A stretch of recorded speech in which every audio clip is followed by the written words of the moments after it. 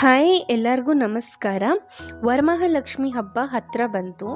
ಅದಕ್ಕೋಸ್ಕರ ನಾನು ಯಾವ ರೀತಿ ಒಂದೇ ಬಿಂದಿಗೆಗೆ ಸೀರೆ ಉಡಿಸ್ಬೇಕು ಅನ್ನೋದನ್ನು ಈ ವಿಡಿಯೋದಲ್ಲಿ ತೋರಿಸ್ಕೊಡ್ತಾ ಇದ್ದೀನಿ. ಈಗ ಎಷ್ಟೊಂದು ಜನ ಒಂದು ಬಿಂದಿಗೆ ಮೇಲೆ ಇನ್ನೊಂದು ಬಿಂದಿಗೆ ಇಟ್ಟು ಮಾಡ್ತಾರೆ, ಕೋಲ್ ಕಟ್ಟಿ ಮಾಡ್ತಾರೆ. ಅದೆಲ್ಲ ತುಂಬ ಕಷ್ಟ ಆಗುತ್ತೆ. ಇದು ಸಿಂಪಲ್ ಆಗಿ ಒಂದೇ ಬಿಂದಿಗೆಗೆ ಯಾವ ರೀತಿ ಕೋಲ್ ಇಲ್ಲದೇ ಸೀರೆ ಉಡಿಸೋದು ಅನ್ನೋದನ್ನು ನಾನು ಈ ವಿಡಿಯೋದಲ್ಲಿ ತೋರಿಸ್ಕೊಟ್ಟಿದ್ದೀನಿ. ನೋಡಿ, ಈ ಥರ ಸ್ಟಾರ್ಟಿಂಗಲ್ಲಿ ಸ್ಯಾರಿನ ಫುಲ್ ನೀಟಾಗಿ ಹಾಸ್ಕೊಂಡ್ಬಿಟ್ಟು ಈ ಥರ ಪ್ಲೀಟ್ಸ್ ಮಾಡೋದಕ್ಕೆ ಸ್ಟಾರ್ಟ್ ಮಾಡಿ. ಇದು ನೀವು ಬೇಕಾದರೆ ಒಂದಿನ ಮುಂಚೆನೇ ಮಾಡಿಟ್ಕೊಂಡ್ಬಿಡ್ಬೋದು. ಹಬ್ಬದ ದಿನ ಪುರ್ಸೊತ್ತಾಗಲ್ಲ ಅನ್ನೋಂಥವ್ರು ಒಂದಿನ ಮುಂಚೆನೇ ಮಾಡಿ ರೆಡಿ ಇಟ್ಕೊಂಡ್ಬಿಟ್ರೆ ಹಬ್ಬದ ಟೈಮಲ್ಲಿ ಸೀರೆ ಉಡಿಸ್ಬೇಕಾದ್ರೆ ತುಂಬಾ ಈಸಿ ಆಗುತ್ತೆ. ಈ ರೀತಿ ಪ್ಲೀಟ್ಸ್ ಮಾಡ್ಕೋಬೇಕಾದ್ರೆ ಸ್ವಲ್ಪ ದೊಡ್ಡದಾಗೆ ಪ್ಲೀಟಿಂಗ್ ಮಾಡ್ಕೊಳ್ಳಿ. ನೆರಿಗೆಗಳು ದೊಡ್ಡದಾಗಿ ಬಂದರೆ ನೀಟಾಗಿ ಕಾಣುತ್ತೆ, ತುಂಬ ನೀಟಾಗಿ ಕೂರುತ್ತೆ. ಈ ರೀತಿ ಒಂದು ಕಡೆಯಿಂದ ಒಳಗಡೆಯಿಂದ ಮಾಡ್ಕೊಂಡು ಹೋಗ್ತಾ ಇದ್ದೀನಿ. ನೋಡಿ, ಒಂದು 4-5 ಪ್ಲೀಟ್ಸ್ ಆದಮೇಲೆ ಆ ನೆರಿಗೆ ಹಿಡ್ಕೊಳ್ಳೋದನ್ನ ಕಷ್ಟ ಆಗುತ್ತೆ. ಆವಾಗ ಏನು ಮಾಡಿದ್ದೀನಿ, ನಾನಿಲ್ಲಿ ಬಟ್ಟೆ ಹಾಕೋ ಕ್ಲಿಪ್ಪನ್ನು ಯೂಸ್ ಮಾಡಿದ್ದೀನಿ. ಸೊ ದಟ್ ಅದು ಗ್ರಿಪ್ಪಾಗಿ ಕೂರುತ್ತೆ.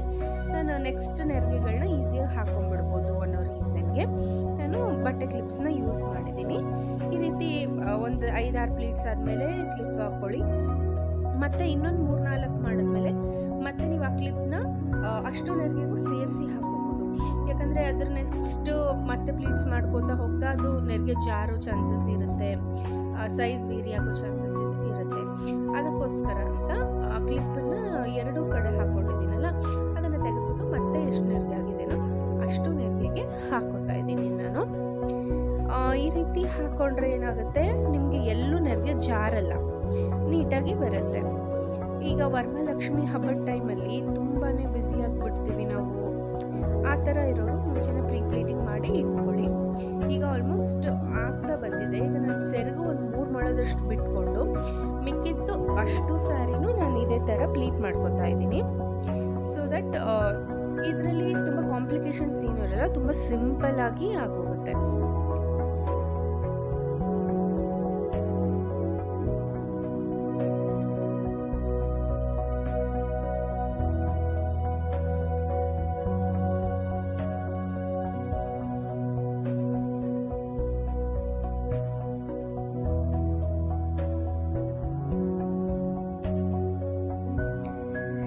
ಈಗ ನಾನು ಸೆರಗನ್ನ ಮತ್ತೆ ನೆರಿಗೆ ಮಾಡ್ಕೋತಾ ಇದ್ದೀನಿ.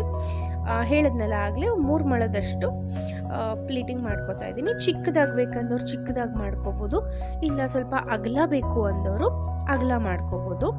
ಈ ಥರ ಪ್ಲೀಟ್ ಮಾಡಿಕೊಂಡ್ರೆ ಅದು ನೆರಿಗೆಗಳು ಕೂರಿಸಿದ ತಕ್ಷಣ ಇಮಿಡಿಯೇಟಾಗಿ ಸೆರಗು ತಗೊಳ್ಳೋಕೆ ತುಂಬ ಹೆಲ್ಪ್ ಆಗುತ್ತೆ. ಅದಕ್ಕೋಸ್ಕರ ಸೆರಗನ್ನ ಪ್ಲೀಟ್ ಮಾಡ್ಕೋತಾ ಇದ್ದೀನಿ.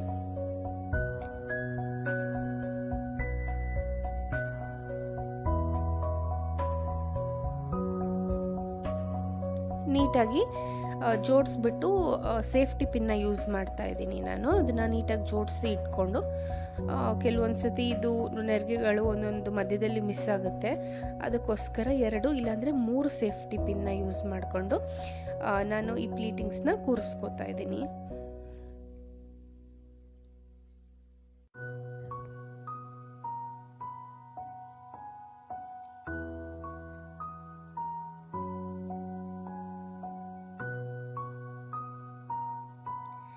ನೋಡಿ, ಸೆರಗು ತುದಿಲಿ ಒಂದು ಹಾಕ್ತಾ ಇದ್ದೀನಿ ಪಿನ್ನು. ಈಗ ನಿಮಗೆ ಅಕಸ್ಮಾತ್ ಸೇಫ್ಟಿ ಪಿನ್ ಬೇಡ ಅಂತ ಅನಿಸಿದ್ರೆ ಕೆಲವೊಂದು ಸತಿ ಸೇಫ್ಟಿ ಪಿನ್ ರಿಂಗ್ ಒಳಗೆ ಸೀರೆ ಸಿಕ್ಕಾಕೊಂಡ್ಬಿಡುತ್ತೆ ಸರಿಗೆ ಹಾಕಿಲ್ಲ ಅಂದರೆ. ಆ ಥರ ಟೈಮಲ್ಲಿ ಏನು ಮಾಡ್ಬೋದು, ನಿಮಗೆ ಅದು ಸೆಟ್ ಆಗಲಿಲ್ಲ ಅಂದರೆ ಈ ನಾರ್ಮಲ್ ಬಾಲ್ ಪಿನ್ ಅಂತ ಬರುತ್ತಲ್ಲ, ಅಂದರೆ ಗುಂಡು ಪಿನ್ನು, ಅದನ್ನು ನೀವು ಯೂಸ್ ಮಾಡ್ಕೋಬೋದು. ಬಟ್ ಅದು ಅಕಸ್ಮಾತ್ ಉಡಿಸ್ಬೇಕಾದ್ರೆ ಚುಚ್ಕೊಂಡ್ಬಿಟ್ರೆ ನಮಗೇನೆ ಅನ್ನೋ ಕಾರಣಕ್ಕೆ ನಾನು ಸೇಫ್ಟಿ ಪಿನ್ನೇ ಹುಷಾರಾಗಿ ಬಳಸ್ತಾ ಇದ್ದೀನಿ.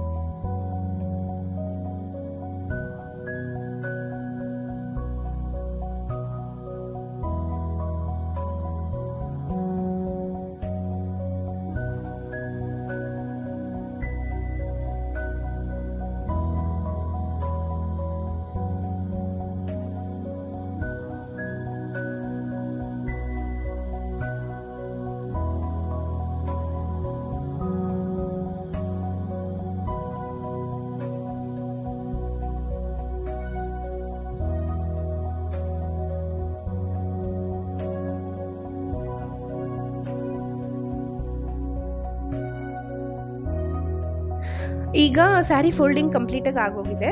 ಸೆಂಟ್ರಲ್ ಒಂದು ಕ್ಲಿಪ್ ಇದೆ, ಆ ಕಡೆ ಈ ಕಡೆ ಒಂದು ಕ್ಲಿಪ್ ಇದೆ, ಮತ್ತು ಸೆರಗಲ್ಲಿ ನಾನು 3 ಪಿನ್ನ ಯೂಸ್ ಮಾಡಿದ್ದೀನಿ. ಸೊ ಒಂದಿನ ಮುಂಚೆ ನೀವು ಮಾಡ್ಕೊಳ್ಳೋದು ಅಂತ ಆದರೆ ಈ ರೀತಿ ಫೋಲ್ಡ್ ಮಾಡಿ ಇಟ್ಕೊಂಬಿಡಿ. ಈಗ ಉಡ್ಸೋದೇನೆಂದರೆ ಒಂದೇ ಬಿಂದಿಗೆಗೆ ಉಡ್ಸೋದ್ರಿಂದ ನಾನು ಮೇಲ್ಗಡೆ ಏನೂ ಇಟ್ಟಿಲ್ಲ, ಇಲ್ಲಿ ನೋಡಿ ಕೋಲು ಕೂಡ ಕಟ್ಟಿಲ್ಲ. ಆ ಸೆಂಟ್ರ್ ಕ್ಲಿಪ್ ಏನಿದೆ ಅಲ್ಲ ಅದು ಬ್ಯಾಕ್ ಸೈಡ್ ಹೋಗೋ ಥರ ಇಟ್ಕೊಳ್ಳಿ. ಮತ್ತು ಆ ಕಡೆ ಈ ಕಡೆ ನಿಮಗೇನು ನೆರಿಗೆಗಳು ಮಾಡ್ಕೊಂಡಿದ್ರೆ ಅದು ಎರಡು ಈಕ್ವಲ್ ಆಗಿ ಬರೋ ಥರ ಅಡ್ಜಸ್ಟ್ ಮಾಡಿಕೊಂಡು ನೀವು ಹಾಕೋಬೇಕು ಸ್ಯಾರಿನ ಫಸ್ಟು. ಈಗ ಏನು ಮಾಡಬೇಕಂದ್ರೆ ನಾವು ಎಷ್ಟೇ ನೀಟಾಗಿ ಜೋಡಿಸಿದ್ರು ಅಕಸ್ಮಾತಾಗಿ ಮಧ್ಯದಲ್ಲಿ ಒಂದೊಂದು ನೆರಿಗೆ ಒಳಗಡೆ ಹೋಗ್ಬಿಟ್ಟಿರುತ್ತೆ. ಸೊ ಅದಕ್ಕೆ ಅಂತ ನೀಟಾಗಿ ಜೋಡಿಸ್ಬಿಟ್ಟು ನಾನೀಗ ಈ ಕ್ಲಿಪ್ಸ್ನ ತೆಗಿಬೇಕಲ್ವ, ಅದಕ್ಕೆ ನಾನಲ್ಲಿ ಸೇಫ್ಟಿ ಪಿನ್ ಯೂಸ್ ಮಾಡಿಕೊಂಡು 2 ಕಡೆ ಫಸ್ಟ್ ಪಿನ್ ಮಾಡ್ಕೋತಾ ಇದ್ದೀನಿ. ಸೊ ದಟ್ ಉಡ್ಸಾದ್ಮೇಲೆ ನಾವು ಇದೇ ಥರ ಬಟ್ಟೆ ಕ್ಲಿಪ್ಪೇ ಬಿಡೋಕ್ಕಾಗಲ್ಲ, ಚೆನ್ನಾಗಿ ಕಾಣಲ್ಲ. ಸೊ ಅದಕ್ಕೋಸ್ಕರ ನಾನು ಈ ಥರ ಪಿನ್ ಹಾಕೋತಾ ಇದ್ದೀನಿ. ಇನ್ನೊಂದ್ಸತಿ ಅಡ್ಜಸ್ಟ್ ಮಾಡ್ಕೊಂಡ್ಬಿಟ್ಟು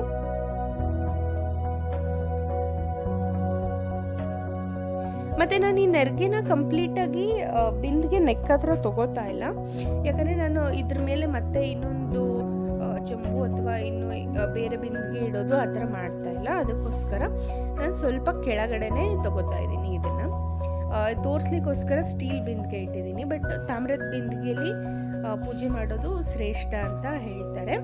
ಸೊ ನಿಮ್ಗೆ ಅನುಕೂಲ ಇದ್ದರೆ ತಾಮ್ರದ ಬಿಂದಿಗೆ ಅಥವಾ ಬೆಳ್ಳಿದನ್ನು ಬಳಸ್ಕೋಬೋದು.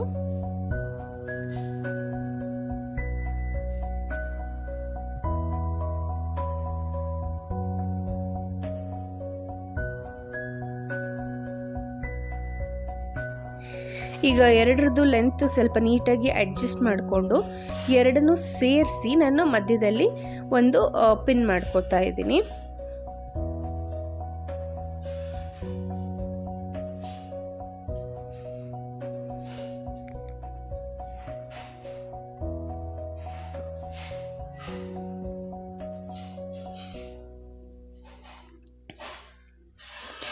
ನೋಡಿ ನೆರಿಗೆಗಳೆಲ್ಲ ಒಂದೇ ಕಡೆ ಇದ್ದಂಗೆ ಕಾಣುತ್ತೆ.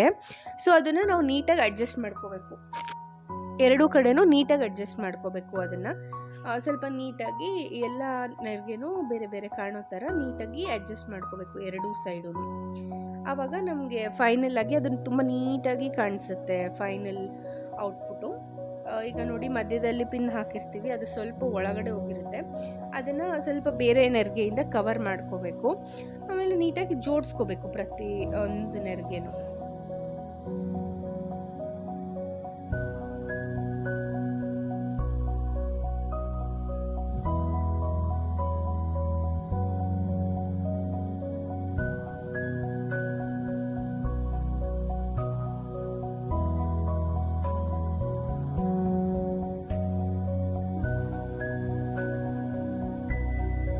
ನೋಡಿ ಈಗ ನೀಟಾಗಿ ನೆರಿಗೆ ಎಲ್ಲ ಅಡ್ಜಸ್ಟ್ ಆಯಿತು. ಇವಾಗ ನಾವು ಸೆರಗು ಹಾಕಬೇಕು. ನೆರಿಗೆ ಎಲ್ಲ ಅಡ್ಜಸ್ಟ್ ಆದಮೇಲೆ ನಾವು ಏನು ಸೆರಗಿಗೆ ಅಂತ ಬಿಟ್ಕೊಂಡಿರ್ತೀಯಲ್ಲ ಅದನ್ನು ನಾವು ಹಾಕ್ಕೋಬೇಕು. ನಾನು ಈ ಥರ ಎಡಗಡೆ ಸೆರಗು ಹಾಕ್ಬಿಟ್ಟು ಅದನ್ನು ಹಿಂದೆಯಿಂದ ಮತ್ತು ಮುಂದಕ್ಕೆ ಒಂದು ಫೋಲ್ಡ್ ತೊಗೋತೀನಿ. ಸೊ ಅದು ಒಂಥರ ಡಿಫ್ರೆಂಟಾಗಿ ಕಾಣಿಸುತ್ತೆ.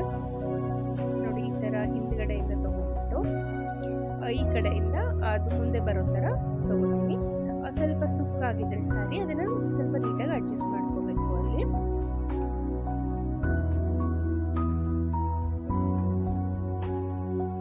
ಈ ರೀತಿ ಹಿಂದ್ಗಡೆ ಒಂದು ರೌಂಡ್ ಸುತ್ಬಿಟ್ಟು ಮುಂದಕ್ಕೆ ಬರೋ ಥರ ಮಾಡ್ಕೊತೀನಿ.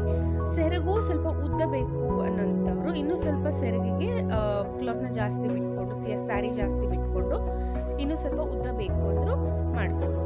ಇದು ಸಿಂಗಲ್ ಸ್ಟೆಪ್ ಸ್ಯಾರಿ ಆಗಿರೋದ್ರಿಂದ ನಾನು ಫುಲ್ ಸ್ಯಾರಿ ಪ್ಲೀಟ್ ಮಾಡಿ ಲಾಸ್ಟಲ್ಲಿ ಸೆರಗಿಗೆ ಎಷ್ಟು ಬೇಕೋ ಅಷ್ಟೇ ಬಿಟ್ಟಿದ್ದೀನಿ.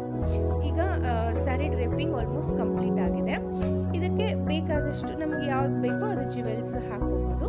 ಮತ್ತು ಮೇಲ್ಗಡೆ ಬಿಂದಿಗೆ ಮೇಲ್ಗಡೆ ಡೈರೆಕ್ಟಾಗಿ ಅಲ್ಲೇ ಕಾಯಿಟ್ಟು ನಾವು ಮುಖ ಪದ್ಮನ ಇಟ್ಕೋಬೋದು ಅಮ್ಮನಿಗೆ.